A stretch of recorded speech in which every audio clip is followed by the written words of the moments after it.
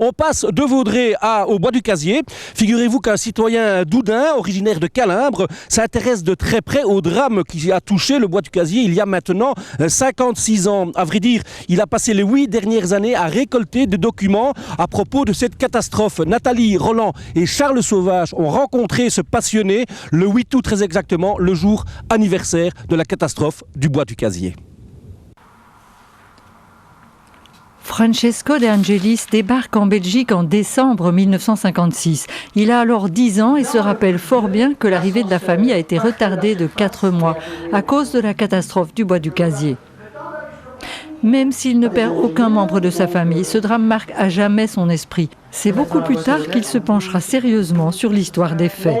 Les années qui ont suivi mon arrivée en Belgique, ça a été des années d'insouciance. On était au début des années 60, c'était la belle époque. Je ne vais pas dire que j'avais oublié, mais ça a été mis de côté. Dans la fin des années 90, il y avait déjà eu des histoires où je me disais que j'allais m'y remettre pour essayer de comprendre ce qui s'était passé. En fait, je pense que votre métier de technicien vous a beaucoup aidé dans cette recherche. Ça a fait double, l'un entraînait l'autre si vous voulez. J'étais parti du principe qu'en tant que technicien, je pouvais comprendre des choses qui ne pouvaient être expliquées que par la technique. Et c'est comme ça que j'ai abordé le problème. C'est le rapport de la commission d'enquête publié à l'époque qui lui met le pied à l'étrier. C'est un peu par hasard qu'il entre en sa possession. L'aspect humain du drame ne lui échappe pas. Il essaye pourtant de mettre de côté ses émotions pour se pencher sur l'aspect technique. Moi, je voulais comprendre l'accident. Je suis tombé sur des documents qu'à l'extrême, je ne cherchais pas.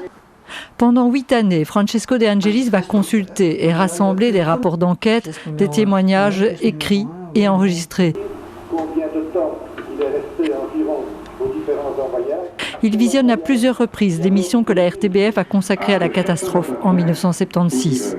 Son insatiable recherche l'amène même à découvrir un document qu'il juge primordial.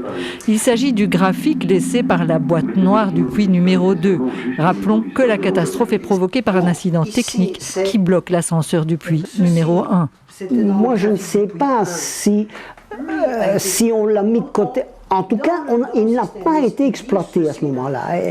Il n'a pas été exploité, ça c'est certain. Pourquoi est-ce que ce document posait problème? C'est parce que le machiniste, c'est-à-dire le monsieur qui actionnait les ascenseurs, a déclaré que ce document n'existait pas, alors que le magistrat avait saisi ce document. Il y avait là quelque chose d'incompréhensible. Pour notre technicien, la lecture du document est claire. L'enregistrement a été stoppé vers 8h30. La tache noire et le vide qui suit en témoignent. Hormis toutes les questions qu'il s'est posées pour comprendre, notre homme a aussi passé beaucoup de temps à numériser les documents rassemblés. Mais aujourd'hui, il se sent bien incapable de tirer aucune conclusion. Il espère tout simplement qu'un historien ou même un ingénieur reprendra son travail pour enfin écrire la vraie histoire de l'accident du Bois du Casier. L'intention initiale était de comprendre l'accident. Et au fur et à mesure que j'ai compris l'accident, je me suis rendu compte qu'il y avait des histoires que je ne pouvais pas laisser passer parce que c'était trop grave pour le laisser passer. Et alors maintenant, mon but final, je vais dire, c'est plutôt de transmettre tout ce que j'ai accumulé et que quelqu'un, un vrai professionnel, un vrai historien reprenne ça, oui, ça oui. Cette vérité définitive, Francesco De Angelis en rêve d'autant plus que le matin du 8 août dernier, il a encore été secoué par des propos tenus à la RAI, des propos qu'il juge insensés.